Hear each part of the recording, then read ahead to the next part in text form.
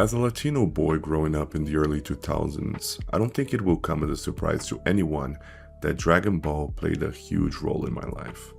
It was, in fact, one of my favorite things ever. I remember being first exposed to it while watching my morning cartoons. It and Yu-Gi-Oh! Became childhood staples for me, the things I looked forward to watching the most. It all started with Dragon Ball Z, as for some reason the network decided to skip classic Dragon Ball altogether, making me for years not even know of its existence. I only found out about classic Dragon Ball in the early 2010s with those fake 24-hour channels on the internet that would broadcast episodes of different shows all day. I remember watching the last episode of GT, waiting for them to start DBZ again after that, and being surprised by OG Dragon Ball's intro, Mystical Adventure. To this day, I still think classic Dragon Ball was the best thing the series ever produced. Of course, as a kid who loved video games, the idea of playing as some of my favorite TV show characters was one that I was giddy about. My first Dragon Ball game was Dragon Ball Budokai 3 for the PlayStation 2, a 2D style fighter with some amazing looking combos for back in the day. I don't remember much of my time with it. My uncle was the one who owned the PS2 at the time, so my experience with Budokai 3 was limited. All I remember was being fully drawn to it, as not only was I controlling my favorite characters, but I was able to use the techniques they did in the show. For someone whose only experience with fighting games up to that point had been the classic Mortal Kombat and Street Fighter games, Dragon Ball Budokai had been a breath of fresh air. A game that looked like nothing I had ever experienced. After all, it was my first PS2 game. Eventually my mom would buy my uncle's console, and my life with the PS2 would start. I recall playing games like GTA San Andreas, The Matrix: The Path of Neo, God Hand, God of War, and of course, Budokai 3 for hours on end. I don't know when it happened exactly, but one day while buying games I came across Dragon Ball Budokai Tenkaichi 2. I assume my mom bought it for me, as I don't remember exactly how the game was acquired.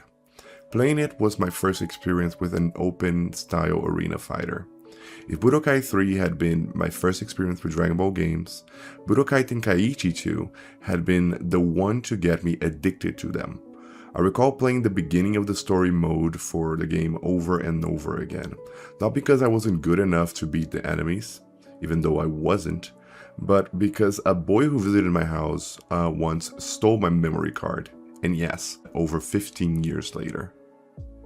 Tenkaichi 2 for me was like being in the anime myself. I remember creating the craziest scenarios in my head, making the most unlikely characters fight each other. The massive arenas, the destructive buildings, and the story mode map, everything about that game was a dream come true. I always thought of myself as a creative person. As a kid, playing with action figures was one of my favorite pastimes, and playing through Tenkaichi 2 felt like playing with virtual action figures. My time with this title was, however, not as long as the time I spent with its sequel. Tenkaichi 3 took all I loved about the second game and built upon it extensively. There were so many deep-cut characters in the roster that I had never even heard of some. I hadn't watched Classic yet, after all. My best friend at the time and I would spend hours creating little stories about the characters and making them fight each other. Those were core childhood memories for me. Budokai Tenkaichi 3 was by far the DBZ game I played the most. It was the peak of the mountain. No other fighting game ever surpassed it for me. As the years went on, the franchise still received a few games, most notably the Raging Blast titles, which I never got around to playing. I never quite made it to the PS3 and Xbox 360 generations, and once I got my PS4, the Xenoverse titles were the main line.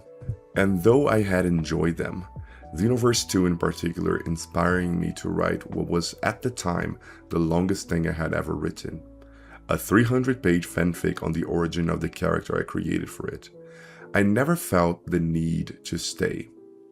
I played Xenoverse, I grinded, I got the transformations I needed to get, and then never returned to it ever again. I remember being disappointed transformations worked in Xenoverse, how they were all similar to the Kaioken in the OG games and not stable forms like they were in the Tenkaichi games. Truth was, what I craved was an experience like the OG ones, but with an expanded character roster. And though I think everything after Z was created for profit only and has no respect for what was established previously by the series, on top of refusing to change with the times, sorry, I truly hate Dragon Ball Super and how overrated it is. But let's not have a Resident Evil 4 situation here. Post Z Dragon Ball deserves its own video. I wanted to see the new transformations in an arena fighter like the ones I grew up playing. And that was when I found out about the mods for Tenkaichi 3. I had fun exploring some of them and seeing what the fandom had cooked up. Some of the additions were indeed surprising, some so surprising in fact I have no doubt my child self would have preferred them over the originals. And then it happened. The announcement of Sparking Zero. Goku from the old games transforming inside of an old CRT TV into a Super Saiyan, the graphics changing as his form did. To say I was hyped for it was an understatement. I followed every news report that came out about it. I promised myself I would buy every DLC for it. That would be the ultimate Dragon Ball game for me. And no one would be able to convince me otherwise. One of my childhood dreams had been to play the PS2 titles online. I believed myself to be the best at them. And though the Wii version of Tenkaichi 3 had multiplayer support, by the time I got my Wii, online had been dead for years. I followed every new announcement for the upcoming title and followed theories as to what could be added. At first, I felt scared that the roster would be small and padded by DLC, but then it was announced that it would be, in fact, the biggest roster ever. The game came out and I bought the Ultimate Deluxe version of it. And I was surprised.